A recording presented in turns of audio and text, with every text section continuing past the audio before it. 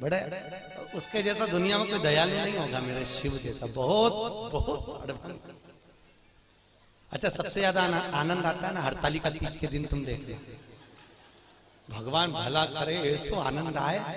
इतनी बड़ी थाली में केला के पत्ते के ऊपर बालू रेत का शंकर जी बनाए और पूरे मोहल्ले की माताएं थाली भर भर के सामान लाए और ऐसी पल्लू ले लेके माताएं ककड़ी, भुट्टा, नरियल सब शंकर जी पे, बेल पत्ती, पत्ता पत्ती, धतूरा, सारा सामान शंकर जी पे, और सब सामान, और शंकर जी ऐसा दबा दबाया बैठा।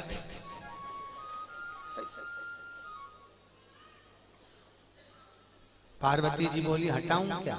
शंकर जी बोले धरे रहने दे, अब तो सुबह 4 बजे हटेगा। और ये पूरी रात भजन गाती फिरे, तांबा का हंडा तातो धरो पानी। शंकर जी बोले रहने दे, सुबह से लेकर शाम तक में 25 बार नहा दी।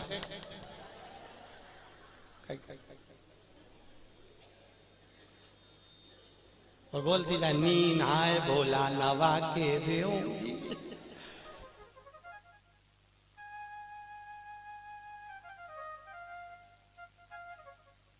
इससे ज्यादा आनंद आवे तो कावड़ यात्रा में तुम देखना, और ऐसी भीड़ और लोग कावड़ ले लेके और भगवान पे जो गंगा जल फेंके, जो यहाँ की कावड़ तो हमने नहीं देखी कि यहाँ पर पानी कैसे चढ़ाने देते हैं, पर काशी में तो ऐसी भीड़ आती है और गंगा जली ले लेके पानी भगवान शंकर पे फेंकते हैं। और कहीं कहीं का तो गंगा जली, और पार्वती जी माँ पीछे कांच में बैठी, और बैठी बैठी के भोलेनाथ जी क्या स्थिति है। शंकर भगवान बोले आन दो, अपन तो बैठे।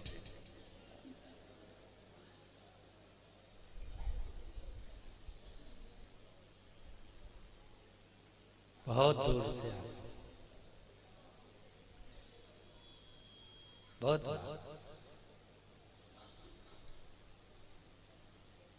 और आनंद इतना रहे ना हरतालिका तीज के दिन, माताएं दो सुबेरे से लेके 12:30 बजे तक बहुत अच्छी दिखती है। सुबह से दोपहर के 12:30 बजे तक, 12:30 के बाद तो पलंग पे मिलती पट्टा बांध के।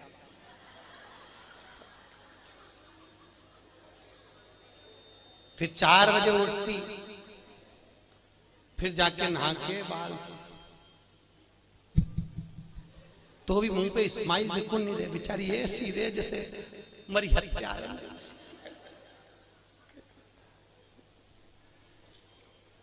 और फिर भी फोन लगा के पूछती रहती, चाची जी पंडित जी कितनी बजे आएगा, पंडित जी कितनी बजे आएगा। और पहली पूजन पे चाय पी गई, पहली पूजन के बाद। हमने पूछा माता जी इसमें तो लिखा है कि दूध पिए तो बिल्ली बने, सोए तो अजगरी बने, बोले तो मेंढकी बने, तो तू तो चाय पी रही, किताब में चाय का नहीं लिखा। हमने भी डबल से पढ़ी हरतालिका तीज की किताब, तो हमने देखा वास्तव में हमें चाय का नहीं था। माता इतनी चतुर, जो चीज का नहीं लिखे वो निपटा जा रहा है। इसलिए किताब छापने वाले ने भी अच्छा करा, सब चीज लिख दी, सोए तो ऐसा, दूध पिए तो ऐसा। बेचारे को नहीं मालूम होगा कि चाय भी चलेगी, तो वो भी लिख देता है।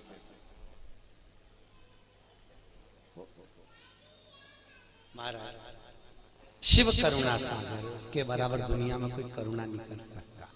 राम जी की सेवा में तो ये भी चाहिए वो भी चाहिए, और कृष्ण की सेवा में भी ये चाहिए वो चाहिए, और शंकर की सेवा में तो पानी चढ़ाओ तो ठीक है, नहीं चढ़ाओ तो ठीक है, नहीं तो यहाँ तो शास्त्र कह रहा है मुझे कुछ भी प्रिय नहीं है। शिव कहते हैं मुझे केवल एक प्रिय है और वो सत्य प्रिय है, इसलिए सत्यम शिवम सुंदरम, मुझे सत्य प्रिय है। इसलिए जो मर जाता है उसको तोप के ले जाते हैं, तो चिल्ला चिल्ला के जाते राम नाम सत्य। दुनिया के लोग इसलिए चिल्ला के ले जाते हैं कि इसको स्वीकार कर लेना, इसी ने सत्य बोला है, हम तो यूं ही झूठे ला रहे। हमारा काम तो इकट्ठा करके तुम्हारे यहाँ छोड़ना। असत्य नाम सत्यमय जीवन को जियो।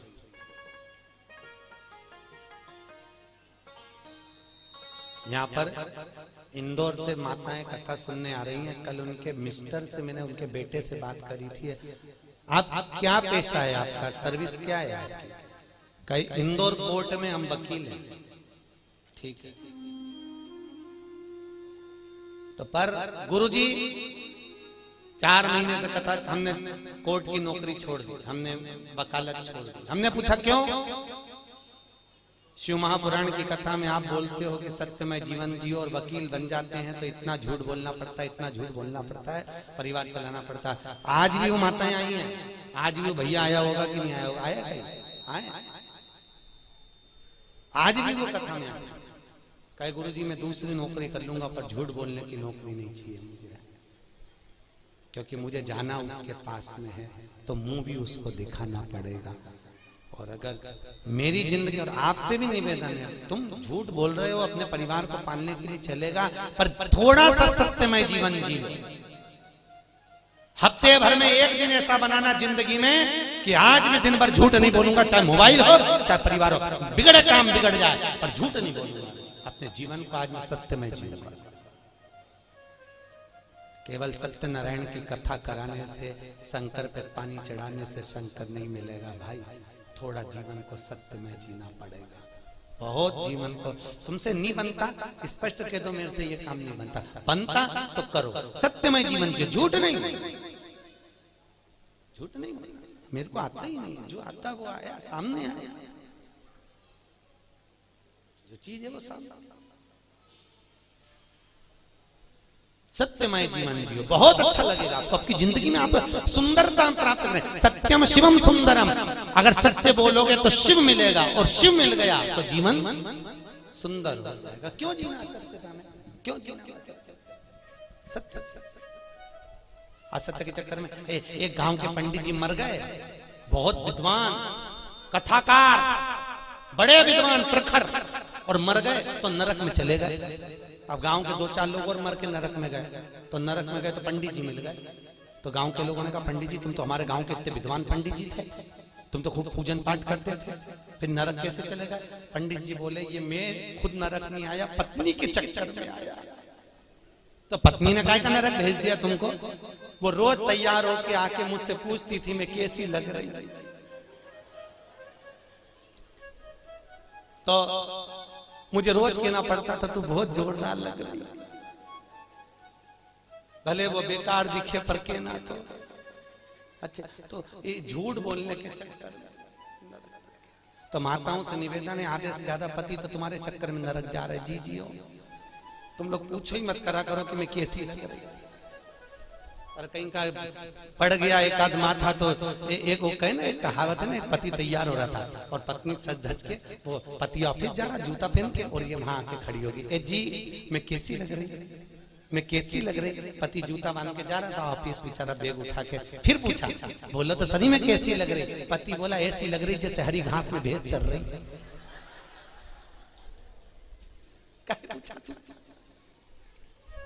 पूछा ही क्यों?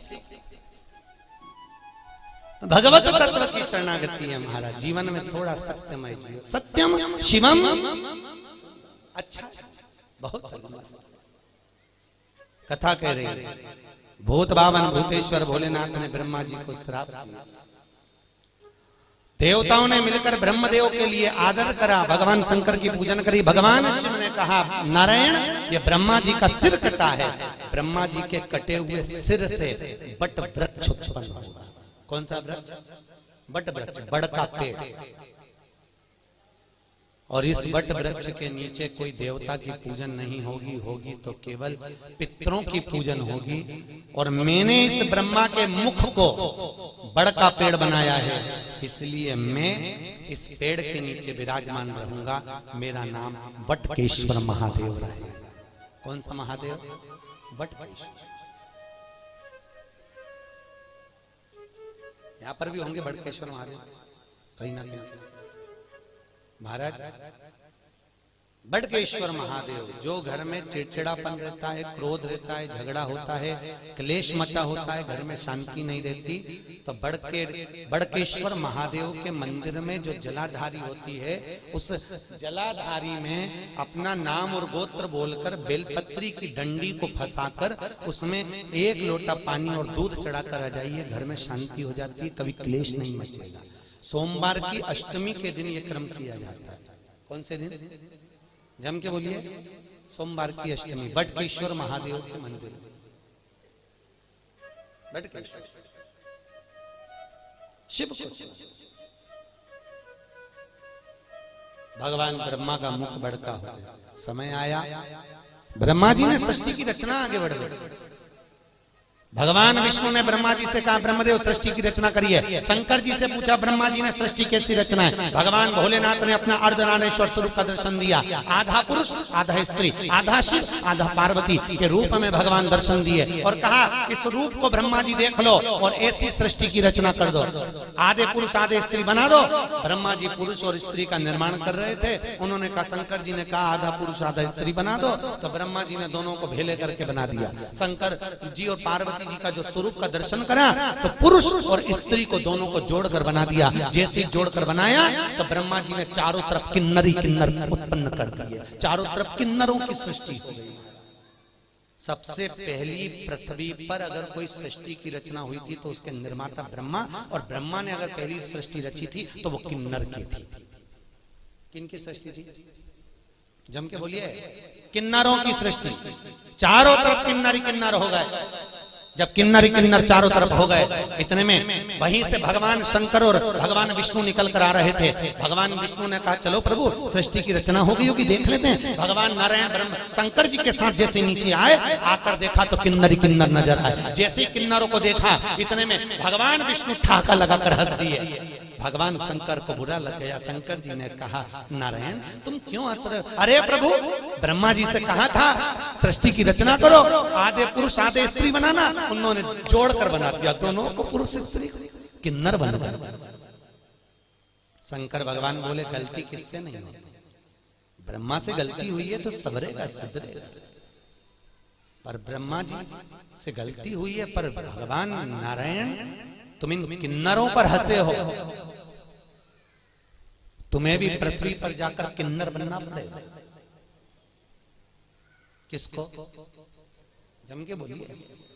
भगवान नारायण, तुम्हें पृथ्वी पर जाकर किन्नर बनना पड़ेगा। भगवान विष्णु ने क्षमा मांगी, प्रभु क्षमा कर दी। नहीं, शंकर जी बोले आप हंसे हो इन किन्नरों पर, तो तुमको किन्नर तो बनना पड़ेगा। और याद करो वो चरित्र, जब भगवान विष्णु किन्नर बने थे।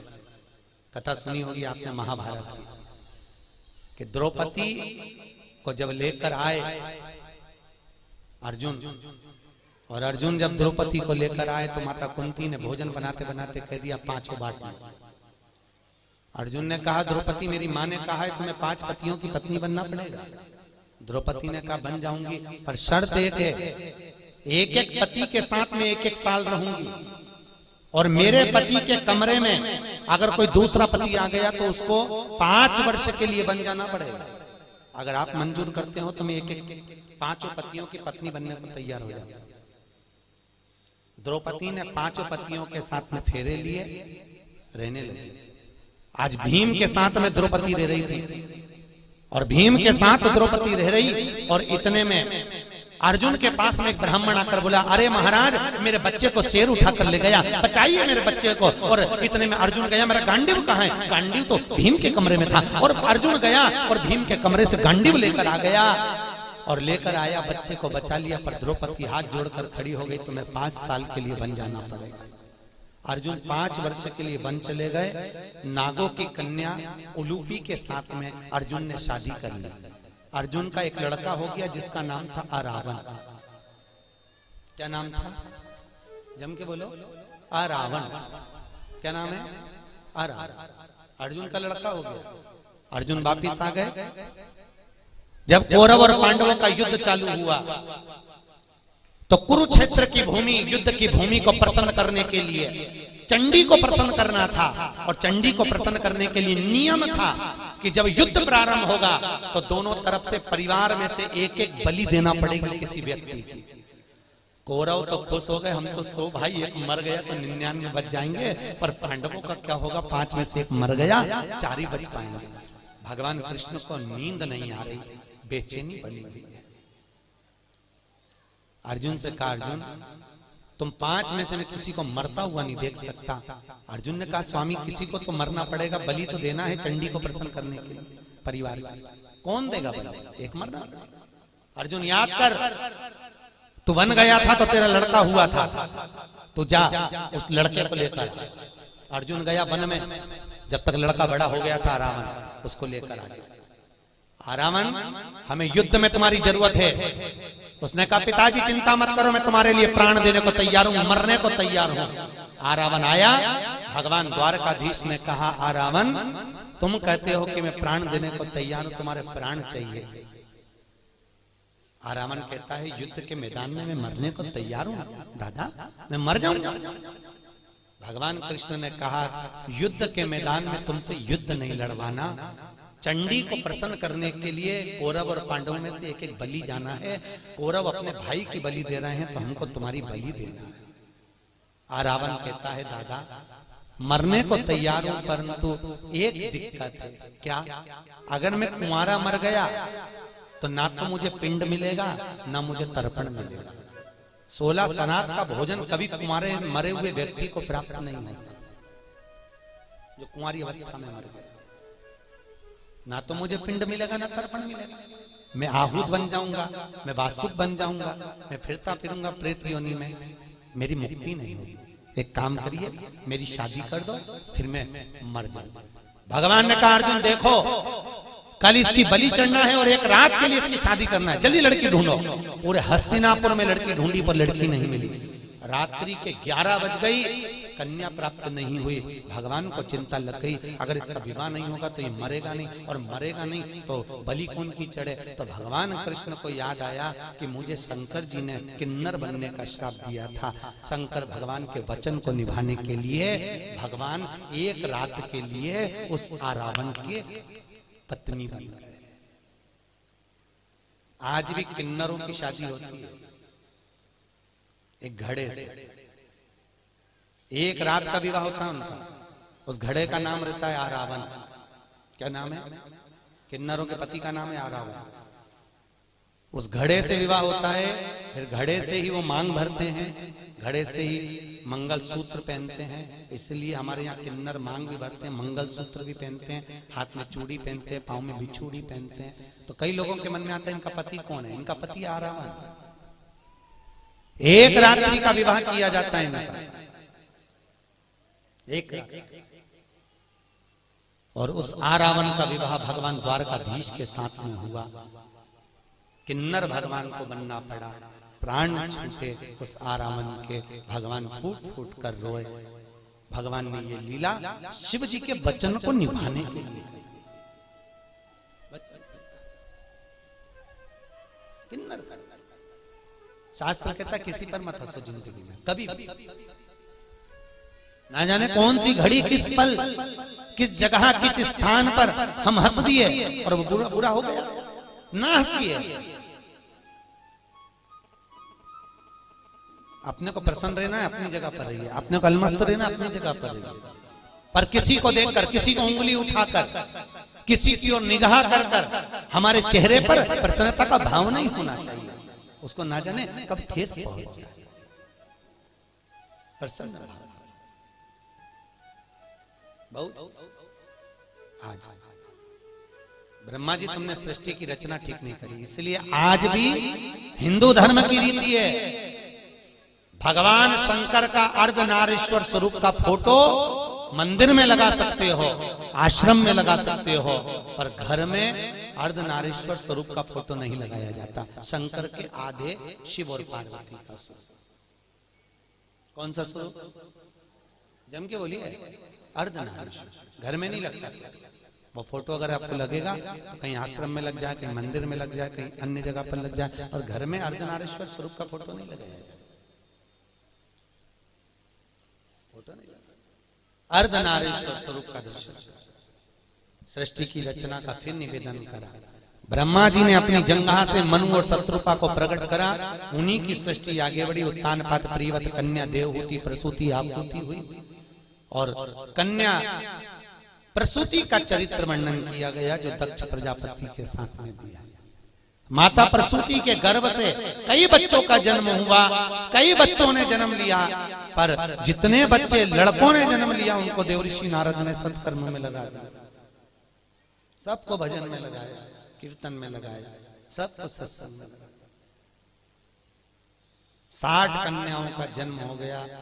कन्याओं के जन्म के बाद भी देखो, माता प्रसूति के गर्भ से जितने बच्चों ने जन्म लिया वो सब संस्कारित हुए, सब संस्कार। और फिर निवेदन है, जिस गांव में पानी की कमी होती है वहां की फसल बिगड़ जाती है, और जिस घर में संस्कारों की कमी होती है वहां की नस्ल बिगड़ जाती है। इसलिए नस्ल को सुधारने के लिए संस्कारों का होना जरूरी है। क्या दीजिए बच्चों को? अरे बोलो तो, संस्कार श्रेष्ठ। क्यों कहते हैं कि बच्चों को गीता पढ़ाओ? कहीं के लिए कहते हैं? किस लिए कहते हैं? गीता पढ़ाने पर प्रेशर क्यों दिया जाता है? पढ़ाओ बच्चों को गीता। क्यों? आज घर के बच्चे अगर गीता पढ़ लेंगे तो कल ये बच्चे बड़े होकर कोर्ट में गीता पर हाथ नहीं रखेंगे। अगर आज इन्होंने पढ़ ली है तो कल इनको अदालत पर गीता में हाथ नहीं रखना पड़ेगा। इनको पढ़ाई, इनको संस्कार दीजिए। बच्चों को कार मत दो, क्योंकि बच्चों को कार दोगे तो वो बेच कर खा जाएंगे। बच्चों को संस्कार दोगे तो कारों की भी लाइन लगा देंगे। अगर और कार जब शोभा देती है जब उनमें संस्कार हो महाराज। धन जब शोभा देता है जब आपके भीतर नम्रता हो साहब। मालूम पड़े पैसा बढ़ गया और अभिमान बढ़ गया, अहंकार बढ़ गया तो भगवान भी कहते हैं बढ़ने दो, बढ़ने दो। होता है, कई लोग कहते हैं महाराज हमारा पड़ोसी कभी अगरबत्ती नहीं लगा, हमारा पड़ोसी कभी मंदिर नहीं जा, और 4 चौगुना बढ़ते चले जाए। भगवान उसको खूब दे दिया, और हम तो रोज मंदिर जाएं, रोज अगरबत्ती लगाएं, रोज दिया बत्ती करें, रोज भगवान के मंदिर में पहुंचे, तो भी हमको दुख मिल रहा, हमें तकलीफ। कहते कि नहीं कहते लोग? हम ही कष्ट में, हम ही परेशान। हम मंदिर जाते हैं, हम मंदिर जाएं तो भी हम परेशान, और हमारा पड़ोसन, हमारी देवरानी, हमारी जेठानी, हमारे रिश्तेदार कभी मंदिर नहीं जाते, तो वो तो बढ़ते जाइए, बढ़ते जाइए। तो ये चरित्र शिव महापुराण में लिखा है। एक बार भगवान विष्णु देवऋषि नारद के साथ पृथ्वी पर निकले। अच्छे से समझ लेना कि तुम्हें दुख क्यों मिल रहा है, और जिसको भगवान ने दिया तो उसको और क्यों दे दिया। अच्छे से समझ। विष्णु और लक्ष्मी, विष्णु और नारद निकले। निकलते समय नारद जी ने भगवान नारायण से कहा मुझे भूख लग रही है बहुत। भगवान ने कहा मुझे भी भूख लग रही है। सामने सेठ जी का घर है, चल वहां से कुछ खा लेते हैं। सेठ जी क्या पहुंचे, ब्राह्मण का रूप रखा। सेठ जी भिक्षाम देही, सेठ जी भिक्षाम देही। सेठ जी पान चबाते चबाते बाहर निकल कर आए, क्या है? हमें भूख लग रही है महाराज, कुछ होए तो दे दीजिए। सेठ जी बोले तुम्हारा बाप रख के गया जो तुमको दे दो, निकलो यहां से बाहर, फिर ही फोकट गए, चलो।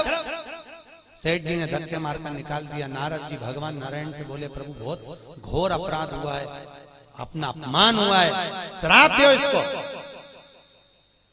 देव श्राप। ये सेठ कंगाल होना चाहिए, भिखारी होना चाहिए, देव श्राप।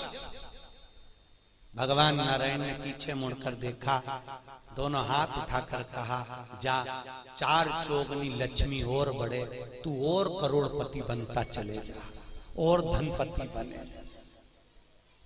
देवऋषि नारद ने भगवान विष्णु को देखकर कहा उसने तुम्हारा अपमान करा, उसने तुम्हें अपशब्द कहा, और तुम उसको क्या करो 4 चौगनी लक्ष्मी और बढ़े। वो पहले से तो सेठ और सेठ बन जाए। हाँ बनने दे, चल। नारद जी को बुरा लग गया और आगे गए। भगवान के भूख लग रही, क्या करें? सामने बुढ़िया का मकान था, झोपड़ा। आवाज लगाया, माँ भैया हमको भूख लगी है। माता जी ने आकर आसन बिछाया, बिछाकर कहा मैं तुम्हारे लिए पानी लाती हूँ। पानी लाई। क्या बात है? हमको भूख लग रही है। बूढ़ी अम्मा ने कहा महाराज जी हमारे यहाँ तो कुछ है नहीं, केवल एक गाय है उसी गाय का दूध मैं लेती हूँ, उसी गाय का दूध बचा है, तुम दोनों ले लो। अभी लाती हूँ। गौ माता का दूध लाकर भगवान नारायण और नारद को दिया। दोनों ने पिया, पीकर चले। नारद जी ने कहा कितनी अच्छी माता है, कितनी सेवा करिए प्रभु, इसको आशीर्वाद दीजिए, खूब आगे बढ़े। बेचारी के यहाँ कुछ भी नहीं है, केवल एक गाय है, केवल एक गाय, आप आशीर्वाद दीजिए।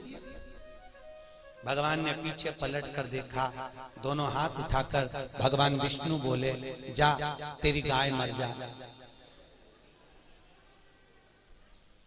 जा तेरी गाय मर जा। अब पहले से दुखी थी और दुख।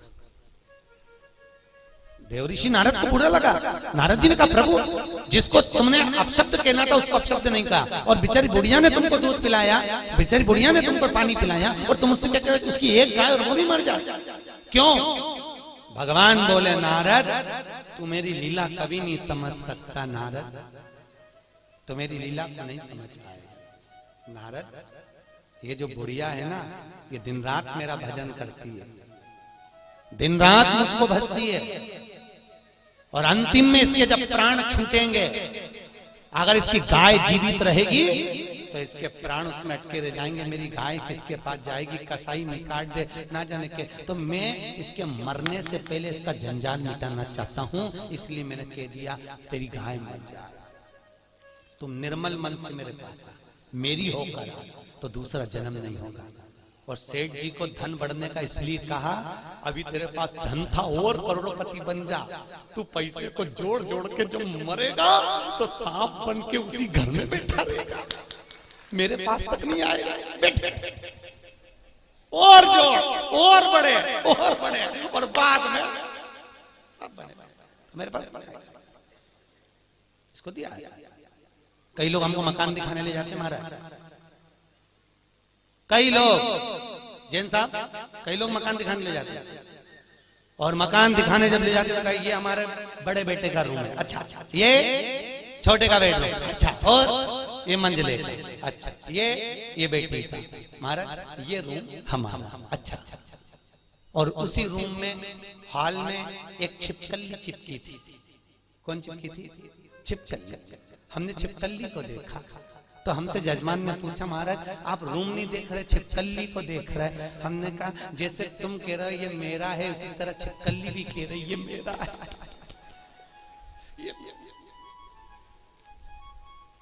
ना जाने कौन तुम्हारे परिवार का, तुम्हारे कुल का मेरा कहते कहते मर गया तो छिपकली बन गया, अभी भी नहीं छूट रहा, इसलिए मैं चिपकी हुई है। उसको 25 बार भगा फिर आ जाता, मेरा घर मेरा घर। अब बताओ आप में से कौन कौन छिपकली बनना चाहता है?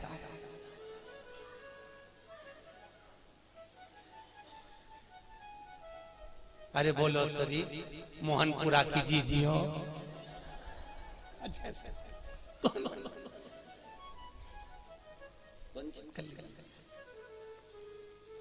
कभी मत कहो कि मेरा है। क्या लाए थे क्या? ले जाओगे मुट्ठी बांधे आए हाथ पसारे, जाओगे सब धरा रह जाएगा, एक से बढ़कर एक साड़ियां फालतू को लगी की लगाई।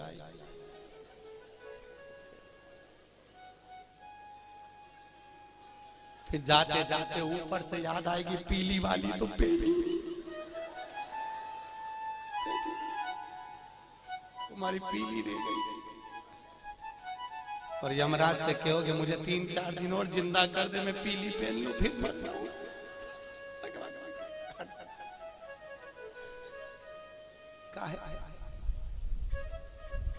धरी पड़ी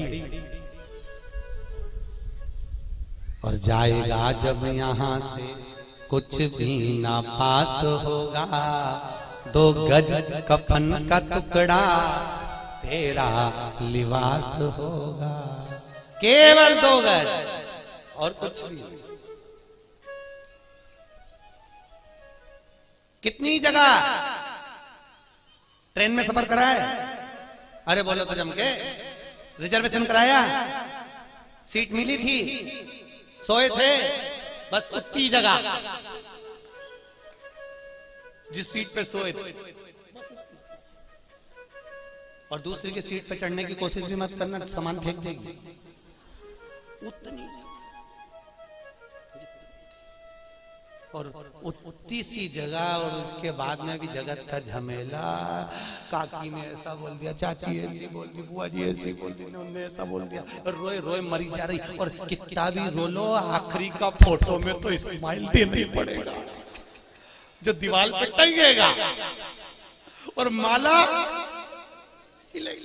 प्लास्टिक के फूल की ऐसी, और डॉक्टर स्माइल देती रहेगी। और वो फोटो के बाद में 16 शराब में नीचे उतरेगा, और नीचे उतर के फिर खीर और पूड़ी को ऐसे मल के चिपकाएंगे, और अम्मा स्माइल देगी, और खीर पूड़ी चिपकी रहेगी पूरी साल। वो खीर पूड़ी इसलिए चिपका देंगे